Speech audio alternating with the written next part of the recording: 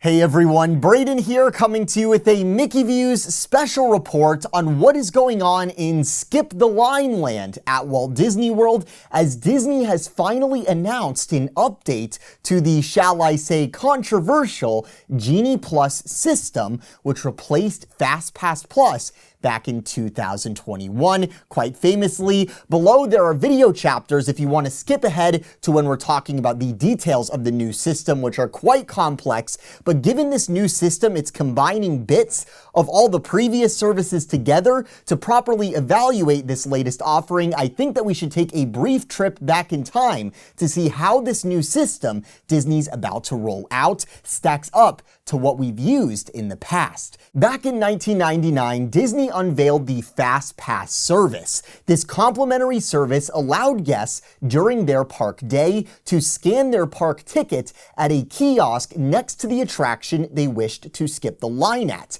and it would print them a paper ticket with a return time of Disney's choosing. Once you were inside the return window printed on the paper FastPass, you could present your ticket and utilize the FastPass line, where you'd get to breeze past those long standby lines and hop on board popular attractions. The system got several changes over time, where originally once you were inside the return window for one FastPass, you could grab another. Later this was updated where 2 hours after you got one FastPass, you could get another as well. So using either of these two methods, you could basically stack up fistfuls of fast passes skipping the lines all day. It took some planning and lots of walking all over the park, bouncing around, collecting all of these, but it was completely free. And what Disney found is that guests felt that the FastPass service added value to their trip because they felt they were getting a good deal, skipping lines, and that minimized time in line for clever guests, and that translated into food and merchandise sales, more sales with everything else that you have around the park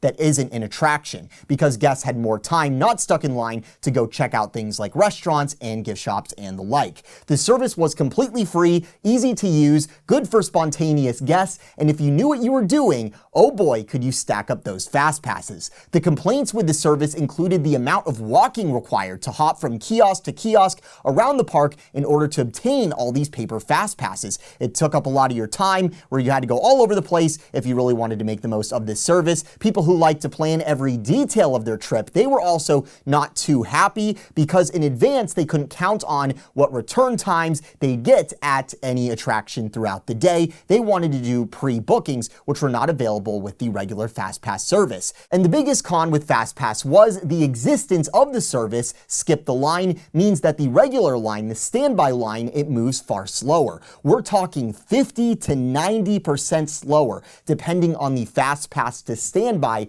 load ratio the cast members at the load area were told to use. Everything changed in 2014 when, as part of Disney's Next Gen initiative, Walt Disney World rolled out a new digital FastPass system called FastPass Plus, which most of you are probably quite familiar with. FastPass Plus was also completely free, except it was no longer something you'd want to wait till the day of to start figuring out how to use, because with FastPass Plus, you could book FastPasses 60 days out from your trip if you were a resort guest, and 30 days out with a regular ticket. You could sign on to the website and book 3 attractions you wanted to skip the line at whatever park you were going to for the day. The issue with pre-booking fast passes was, now that you no longer had that natural limitation of having to walk over to Big Thunder Mountain and grab a paper fast pass return time the day of, now the planning savvy folks, a month or perhaps even multiple months in advance, they could grab the limited number of fast passes available for the best attractions. You probably recall signing in and seeing that Soarin', things like Slinky Dog, they were already sold out, and you're checking 59 days in advance, and it's already grayed out on the website, which was quite disappointing for folks. To combat this, Disney built into the system a tier system at most of the theme parks, where the best attractions, you were only allowed to book one of those in advance, and then the less popular attractions, the tier 2 attractions, you could reserve 2 of those, giving you your 3 pre-booked FastPass reservations. So you'd have to make sure to get on the website right at 60 or 30 days to grab one of those prized tier 1 attractions like Slinky Dog, which were often booked up if you delayed even a little bit in grabbing your FastPass Plus reservations. So the pros to this system were it was free, it was great for planners. They loved this system because they'd have the peace of mind knowing they got their fast passes way in advance of their trip. Also, resort guests got a major advantage having the best fast passes at their fingertips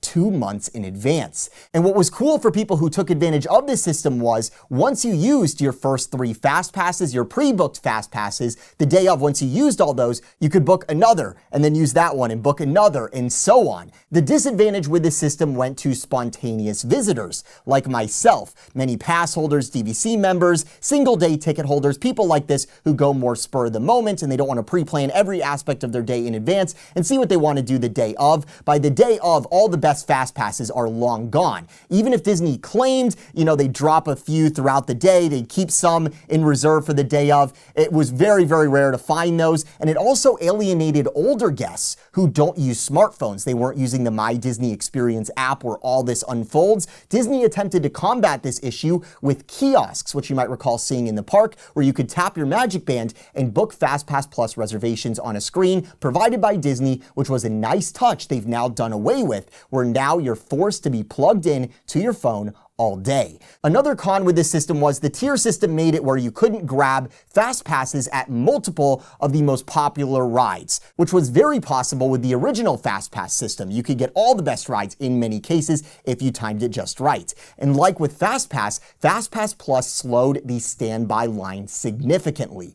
Then we entered the Bob Chapek era, the spreadsheet era, let's say, which is still ongoing, by the way. It's not all Chapek. Trust me, we will get to that. So what happened here is the latest crop of executives leading the parks in the late 2010s, they were increasingly discontented with the complimentary FastPass service. And you might wonder why. It worked well for 2 decades. Most people liked it. It worked well for over 2 decades. Well, as I mentioned earlier, the FastPass system, the advantage to Disney, it's indirect. It makes money indirectly for Disney. Less time in line means increased spending on food and merchandise. Access to FastPass reservations months in advance made that outrageous Disney resort room rate seem much more palatable, because with that room reservation, you'd also get the chance to ride more of the best rides at Walt Disney World during your stay. And since the system itself was free, technically, guests loved it because they felt it was a perk. It was something that they could really game and take advantage of and make the most of. The issue here, if you are a spreadsheet monster like the modern day executives are, is obvious. You can't isolate and itemize down to dollars and cents just how much the complimentary FastPass system is making you, since guests aren't paying for it directly. However, since it was such a positive for Disney's consumer products, Disney's resort hotel folks, there were many inside the company who did not want to see it touched because they correctly identified that it was such a boon for their business, selling their products. Not to mention it also brought good guest satisfaction data. So in many ways, it was a sacred cow the executives who wanted it to change were hesitant to mess with. Here's where it gets confusing, so pay close attention. In August of 2019 at the D23 Expo, then Parks chairman Bob Chapek announced Disney Genie. Now, what people forget is Disney Genie, at the time it was announced, was presented as a trip planning wizard. What Disney Genie was presented as was a trip optimizer that would be available inside your My Disney Experience app. It's basically Disney's version of a trip planner like third-party sites offered, sites like Touring Plans or Undercover Tourist, which would recommend which days during your trip you should go to which park to avoid the most crowds, what times a day you should ride each ride so that you can maximize the number that you ride during the day. These services offer the ability to avoid lines, in a sense, maximize your vacation day. In fact, Bob Chapek teased that Disney Genie would be able to take your personal preferences and automatically figure out which FastPass Plus reservations to book you throughout the day. So the purpose of Disney Genie was to address a common complaint in the FastPass Plus era. There was too much planning to do. Many guests don't want to do all of of that planning and research, and that is what Disney Genie was supposed to do for you. So getting back to this sacred cow of FastPass Plus, the perfect window for a change presented itself when Walt Disney World closed for nearly 4 months in 2020, and then began a very slow reopening process throughout 2020 where capacity was quite limited. To this day, there are still experiences at Walt Disney World still in the process of coming back online that closed back in March of 2020. At this point, Bob Chapek is CEO, and both Bob Chapek and the new park's chairman, Josh D'Amaro, were featured in an article that I could not find. I looked for this thing, someone will find it, I'm sure, is watching this video, where basically the article talks to the park's chairman, and there was a declaration made that there are no longer any sacred cows at the parks, that the closure taught Bob Chapek and Josh D'Amaro to be more dynamic and quick with their decision making and really shake things up at the parks and go against conventional wisdom. And the question is, shake things up for whose benefit though? The things they seem to want to shake up were things like FastPass Plus, which were hugely popular with guests. Well, they wanted to shake things up for the benefit of the figure that parks executives care very much about, and that is per guest spending. How much does each guest spend during their park day? With Disney facing capacity limitations and reorienting their pricing model around targeting fewer, richer guests rather than the traditional goal of theme parks to increase attendance and capacity, the only way to make more money with fewer guests is to get each of those guests to spend more than ever before. And you might think, okay, so that means we're going to get better food, better entertainment, new dinner shows, new parties, and other creative hard ticket events that might cost extra but have really cool new things. Disney will add new rides, new lands, reasons to pay more. Unfortunately, the current executives don't have aims as creative and altruistic as all of that. More for less is what we began to see. Parks cost more than ever, and you get less for your money than you did just a couple years ago. So this set the stage for our current predicament. In May of 2021, right here on this channel, I broke the rumor to you guys that according to our sources, the executives were considering 2 potential services to permanently replace FastPass Plus. One was a concept called Lightning Pass. Similar to Universal's Express Pass, this would have been a per guest per day single fee, where you'd pay a lot, several $100s on top of your regular park ticket, and in exchange you could skip all the lines you wanted to your heart's content, no app, no reservations, you just buy this feature and you are good to go. Now, I liked this idea for one reason. It doesn't penalize the everyday guest. You might think, oh, putting in the super expensive skip the line feature, that sounds pretty elitist, but really think about it for a second. During this late 2020 and early 2021 period, all the rides were standby only. And while capacity was less at the park, by 2021, especially the middle of 2021, the parks were pretty slammed. Capacity limits at Walt Disney World, at least, were almost completely lifted. Yet, because hardly anyone was skipping the line, there was no big skip the line feature being offered to the guests, the standby waits were quite manageable and moving quite quickly. It was quite rare to see a ride with a posted wait over 60 or 90 minutes. It was quite rare. Something many don't understand is that in some cases,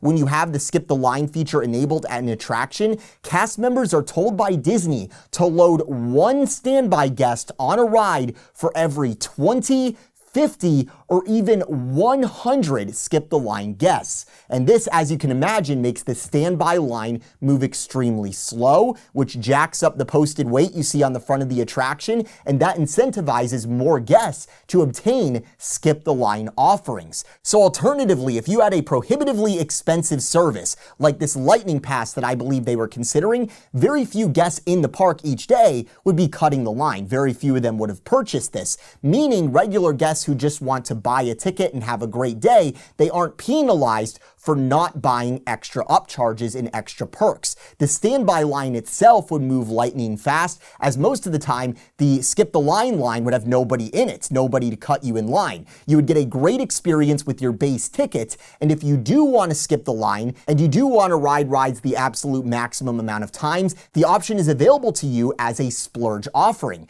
This works at other theme parks, namely Universal, who is increasingly giving Disney a run for their money in this themed entertainment amusement market in Central Florida. The other service being considered in May 2021 was something called Lightning Lane, which would be a much smaller fee than Lightning Pass per guest per day, where you'd have to pay for the previously free FastPass system. Disney has the incentive to sell as many of these as possible, and the more people cutting the line, the slower the standby goes, and that means more guests who see these astronomical standby waits, they realize, oh, I need to buy all these little upcharges in order to have the same quality experience I previously got just a few years ago. So you have all these people buying in to this upcharge, and then the executives can say, hey, look, the per guest spending is increasing at Walt Disney World. We're making more money than ever before. Then in August of 2021, Lightning Lane was officially announced for Walt Disney World, and all the FastPass signage around the parks began to be switched out with Lightning Lane entry signs,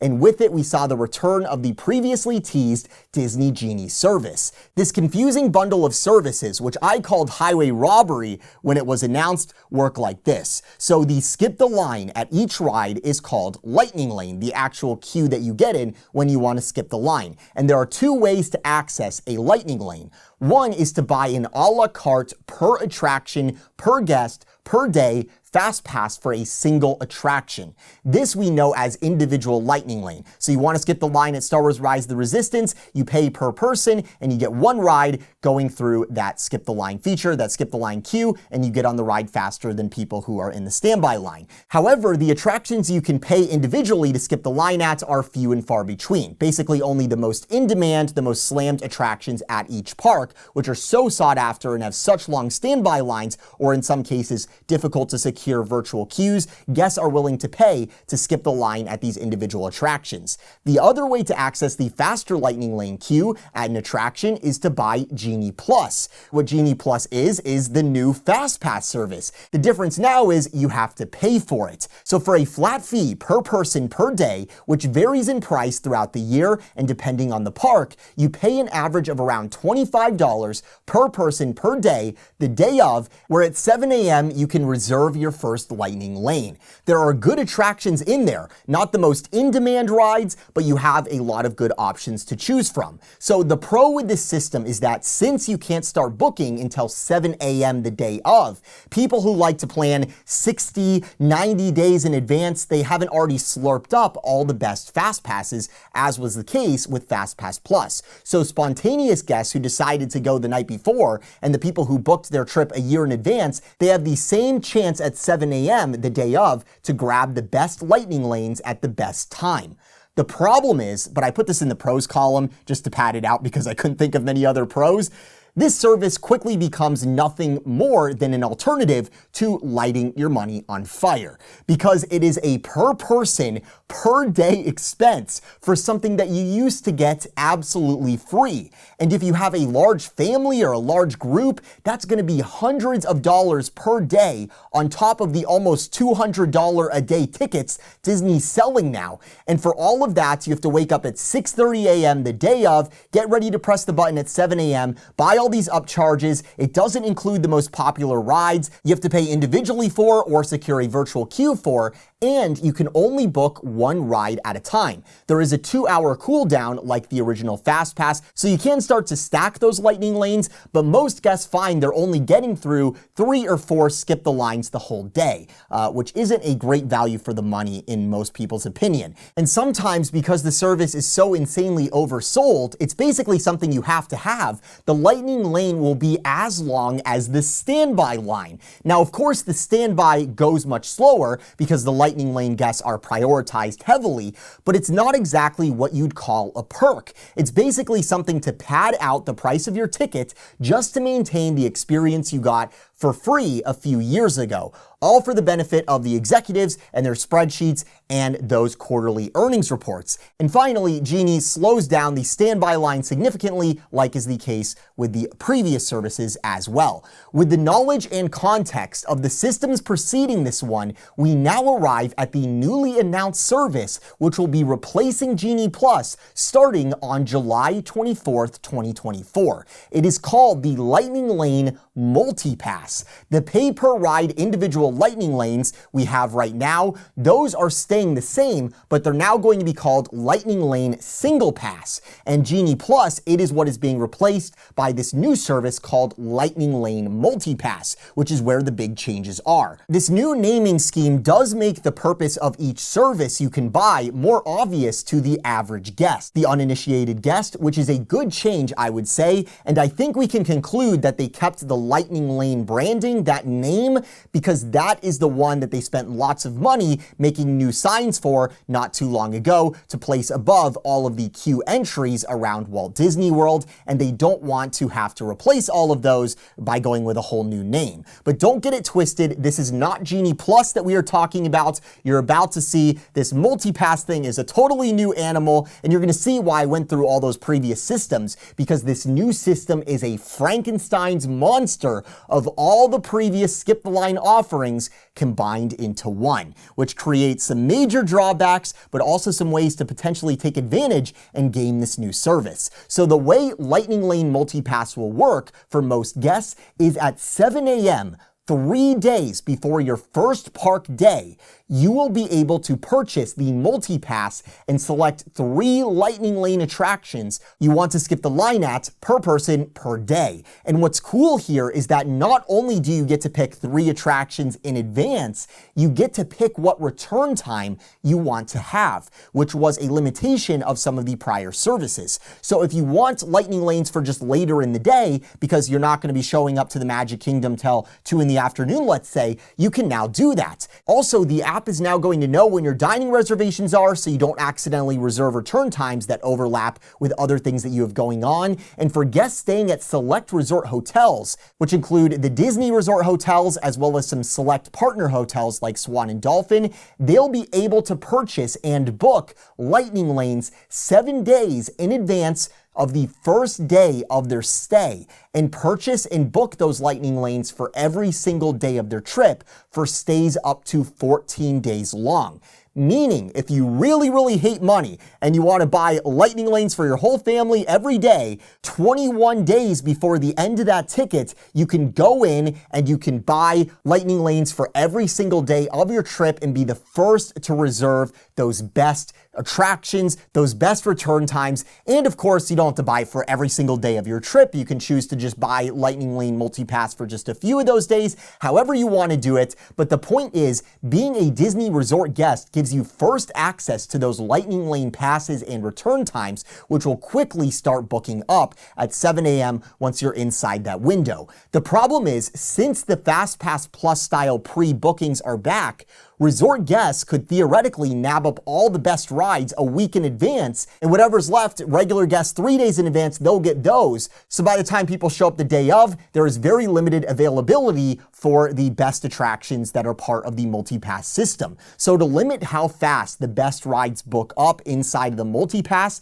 Disney is bringing back the FastPass Plus limitation, where there are tiers. So with this new system, you can only pre-book 1 Lightning Lane per person per day for Tier 1 attractions at Magic Kingdom, Epcot, and Disney's Hollywood Studios before you get to the park that day. So for example, 3 days in advance, you log in and you buy a multi-pass. Depending on which park you're going to that day, you'll have to choose between if you want to skip the line at Rock and Roller Coaster or Slinky Dog Dash, Remy's or Soarin', Space Mountain or Tiana's. You can't pre-book both. So that means just like with FastPass Plus, your other 2 pre-bookings available will come from the Tier 2 attractions, that Tier 2 list, and those are the attractions with more capacity or less demand. Then, also like FastPass Plus, on the actual day that you're in the park, once you've used all 3 of your pre-bookings, you can then book another skip the line while you're in the park, use that one, then book another, use that one, and so on. So if you want to make the most out of this upcharge, the multi-pass, you could log on right at 7 a.m.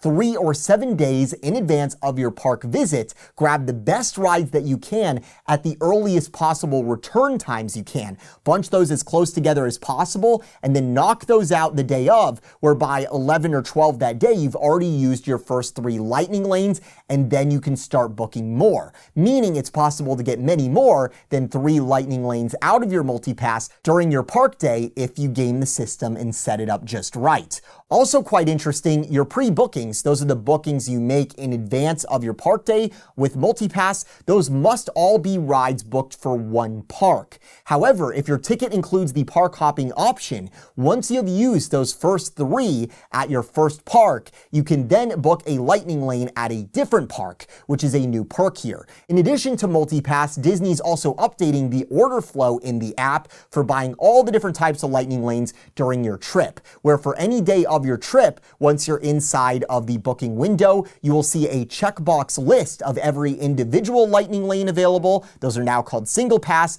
and then you'll also see the multi-pass option available for purchase. So then you can select everything that you want to buy, everything that you want to do to pay Disney extra money that you shouldn't have to, but you can. You could go check off all of those, and you can check those all out in one transaction instead of having to buy each individually in the app and go through a million pages, which is a nice improvement there. And as I alluded to a little bit earlier, for date-based ticket holders not staying at Disney, you can begin booking lightning lanes for your whole trip 3 days before your first park day. So let's say, for the sake of argument, you bought an 8-day ticket. 11 days in advance of your last park day, you should be able to start grabbing lightning lanes, actually purchasing the multi-pass or individual lightning lanes for that day, which is far out from the regular 3-day window that annual pass holders, for example, will be limited to. Now, if your brain hasn't been totally fried enough by the complexities of this new system here, it also works differently for international guests. Fans were quick to notice that there is a limitation here where, since this entire system is only available inside of the My Disney Experience app, and this feature in the My Disney Experience app is only available to people who are presently inside of the United States of America, Disney's been getting a lot of blowback online because there's a lot of international guests who want to be able to pre-book 3 to 7 days in advance of their trip. And since they're out of the US geofence and they're over in the UK or Brazil or the European Union, those countries, they're not able to take advantage of this new system. Now, Disney, they've been getting a lot of blowback on this. They have elaborated that Canadians will be able to pre-book at the 3 and 7 day window, the same as Americans. But Disney has not said the same for guests coming from the UK, the EU, or South America, or Central America. Maybe this is some sort of regulatory thing, I don't know. There are methods to trick your phone into thinking that you're in America when you're not. I'm not saying that you should do that necessarily. I don't think Disney would like me saying that, but there are workarounds there, and I do think that Disney is going to get this worked out because these are big markets. Of course, people coming from the UK, Europe, South America, Central America. Shout out to all the international guests. Canada, of course. I do suspect Disney will get that issue worked out here. As you guys can imagine, this new service, while it does seem to be attempting to address complaints about Genie Plus, such as having to get up early the day of to book rides, it introduces all sorts of new caveats and limitations, like bringing back the tier system, like the fact that 21 days before the end of some resort guest's trip, if they bought a 14-day ticket, they'll have perhaps hundreds of selections to make in terms of which upcharges they want to buy, and they'll have first dip on the reservations for each day, and they'll start eating up all of those best booking times and best attractions. Not to mention the fact that even if you are Disney's ideal customer and you do book a 14-day hotel stay with a 14-day ticket and you're booking 7 days in advance, do you really know what you're going to want to do at each time of day, at each 30-minute window, weeks in advance? That's always been my issue with the pre-booking thing, because I like to have more of a spontaneous park day where you're not limited by doing everything at a certain time, because reality is, especially these days, a lot of stuff's breaking down at Walt Disney World, and I've seen people, they buy these lightning lanes, and then the ride that they already spent money, so now they're already sucked in, then the ride is down. So then they're waiting around the attraction. They're hanging out nearby trying to see when the ride is going to come back online because I have to use my lightning lane, I have to use my lightning lane, and it totally blows up their day because there's so many other things they could have been doing during that time if they had just not even bought the upcharge to begin with and just said, you know what, I'm just going to have a good day. But it's hard to do that without these skip the line features because they slow down the standby line so significantly. And that is my biggest gripe with these services. It's the worst. So it's clear that Disney seems to be trying to make this system appealing to planners, bringing back some of that peace of mind where in advance of your park day, you have an idea of, what you're going to ride, what you already have reservations for. But at the same time, they're saying this takes the stress out of planning and that it's simple. It is not simple. Disney themselves can't even cover all the questions and caveats in their own frequently asked questions page on their website. There is so much going on here. There's so many unanswered questions. It's a very complex new offering. I have been researching this new service for days and I still don't fully understand it. Imagine if you're just the regular guest that's never even been to Disney. Disney is trying to market their parks to the first-time guest. That's why they're making the hotels look like the Hilton, because they think that's what the first-time guest will want. They know that's not what the long-time guest wants. They're trying to attract new visitors. Well, how is this skip the line feature attractive to new visitors? You have to basically get a college education in this thing to understand how it works and use it efficiently, which is crazy. So it seems like they want to appeal to new guests, but then new guests are going to come, not be able to use this feature, not understand how to use this feature. They won't take advantage of it. They'll have a bad time and feel like they got scammed, or they just won't pay for the upcharge and then they'll be stuck in those ridiculously long standby lines that should actually move quite fast if it weren't for the fact that there's hundreds of people cutting them in line every few minutes, which is just wild. If you want to make some money, study this new system real hard and make a guide, like sell a guide or make a paid online seminar or something, because it is quite a lot for the average guest to understand here. So finally getting to the pros and cons of this latest skip the line feature from Disney, the advantage is now planners can have peace of mind grabbing their lightning lanes 3 to 7 days in advance of their first park day, up to stays 14 days long. So it is possible that if you have a 14-day ticket, 21 days in advance of your last day at Disney, you can already start securing lightning lanes for that day. You can pick your arrival window, so late arrivals at the parks, they don't have to rush to the parks or miss their automatically assigned return times early in the day. That is a great new feature. Resort guests, this gives them a big advantage, getting the first dip to grab all the best rides and the best return times. And now, park hoppers, once they've used all 3 pre-booked lightning lanes at one park, once they've used those that day, then they can grab a lightning lane at a ride in another park. The cons, which you may notice with each iteration of this service, the text keeps getting smaller on the con side because there's more and more of them with each iteration of this service. This service still costs a ton of money for something that used to be free. Disney has not released the new prices yet, but they will likely be the same $25 average as with Genie Plus. I imagine the pricing will be about the same with these, if not exactly the same. I'd be surprised if it's anything else. Imagine if they try to raise the prices on this.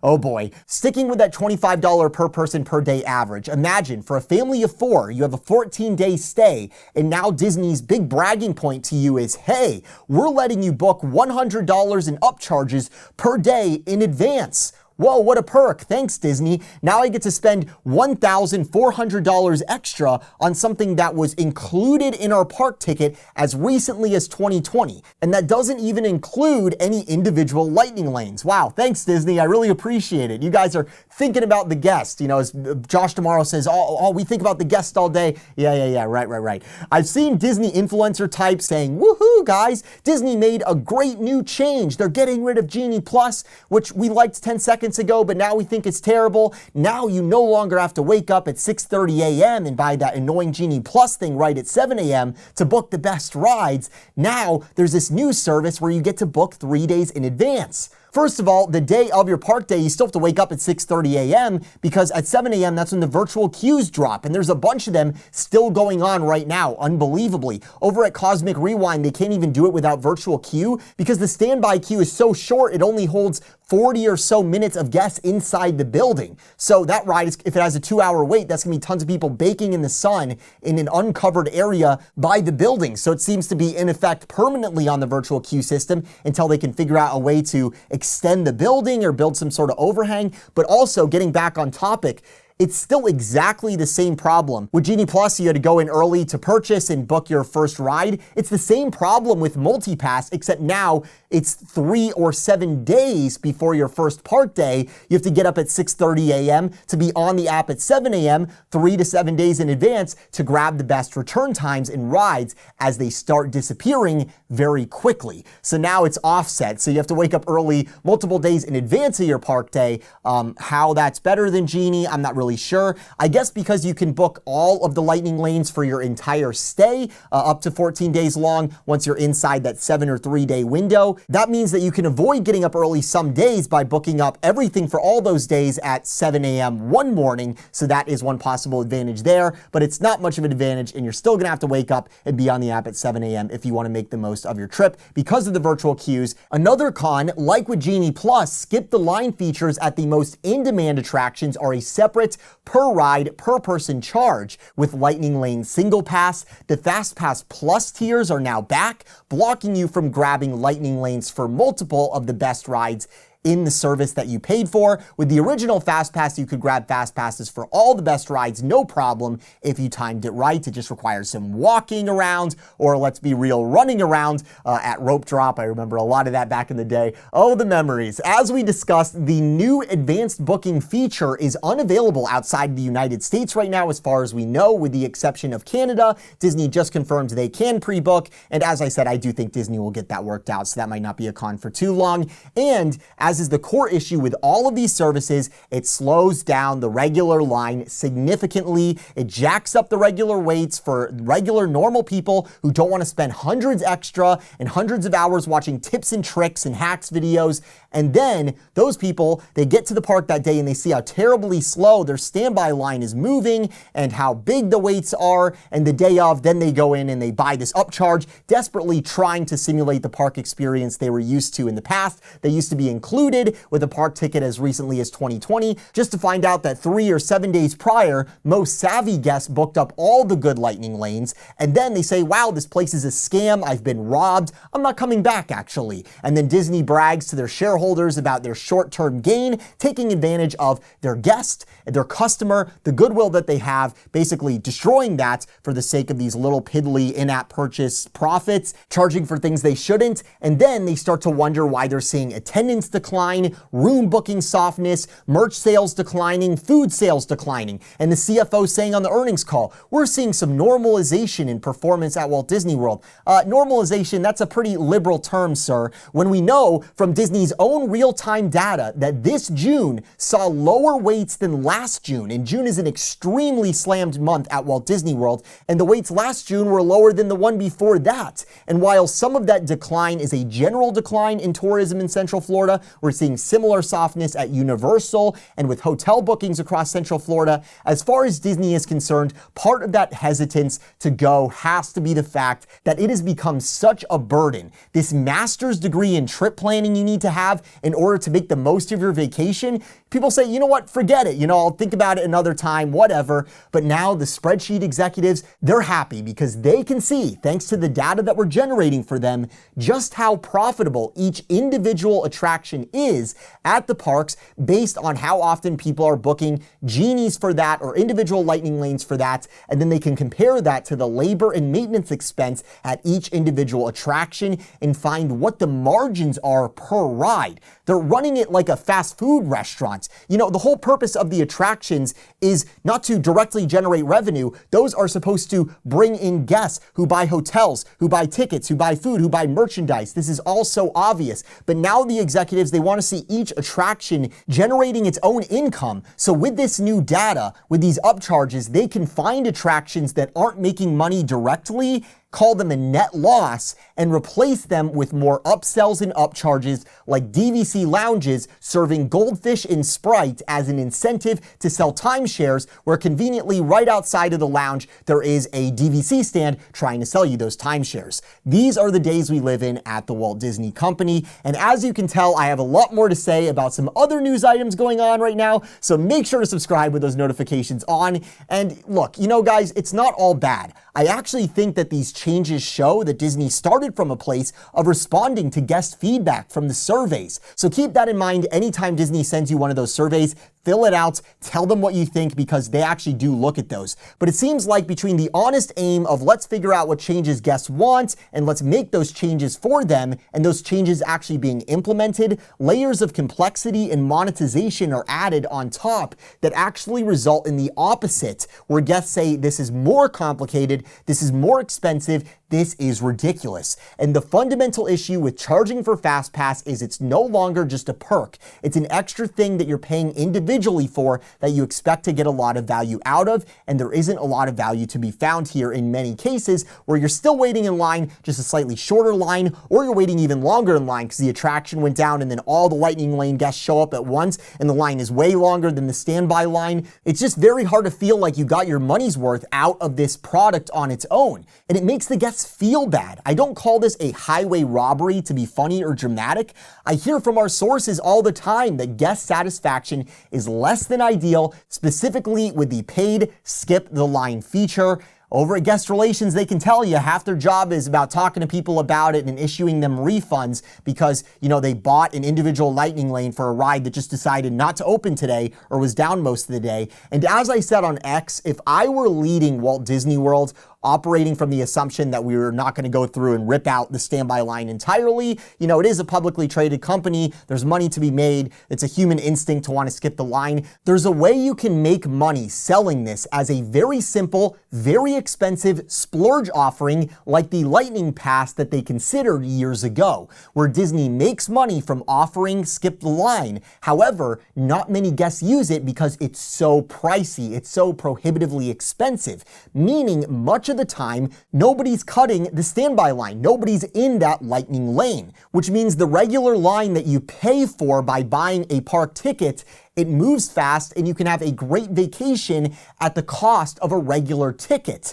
Not being in your phone all day while still having the skip the line option available to you as a once in a while splurge offering you buy for someone's birthday or graduation or something like that. Similar to how it works at Universal Orlando, I think that is the way to do it if you are going to monetize FastPass. Or let it be a free perk again that adds value to everybody's trip at no extra cost. And think of this, if FastPass were free again, much of that freed up budget in families' rather inelastic vacation budgets, much of it would then be spent elsewhere at Disney on food, on gifts. This Lightning Lane revenue that the executives brag about, they're very vague about it if you've noticed. They brag about, Lightning Lane's making money on these earnings calls. It's not a magical thing. What's happening is a lot of that new Lightning Lane revenue, it's coming out of spending that previously went into other aspects of the park's experience. And the Lightning Lane system that currently exists and the one they're about to put in, it puts a lot of pressure on guests. The reaction to this update has not been great online, despite what I said about it seeming like there was a motivation here to appeal to the guests and make changes that improve the guest experience. I think fundamentally Disney just needs to better balance the experience of the regular, uninitiated guest that just goes in with their ticket and wants to have a good time and up charges like these. Because right now, to have the same quality vacation that you had just a few years ago, you are all but forced to buy this extra stuff because the standby line moves so slow. And if Disney weren't a publicly traded company and didn't have to report 4 quarters of declining per guest revenue, I'd just get rid of skip the line entirely and return to the quick and free standby system that performed very well for the majority of the history of the Disney parks. Focus on attracting more visitors to the park and increasing your profits that way. And you might be saying, Brayden, but what about crowds? Well, with increasing attendance also comes increasing capacity. So that means that you build out new lands, new rides, new expansions, so you're bringing in more people than ever before and you're offering them more than ever before. That is how you sustainably make more money, keep your customer, and not extort your guest. That is the winning approach, I say. Let me know what you guys think about this update. Thank you so much for watching. From the Mickey Views Magic Studio, this is Brayden. Have a magical day.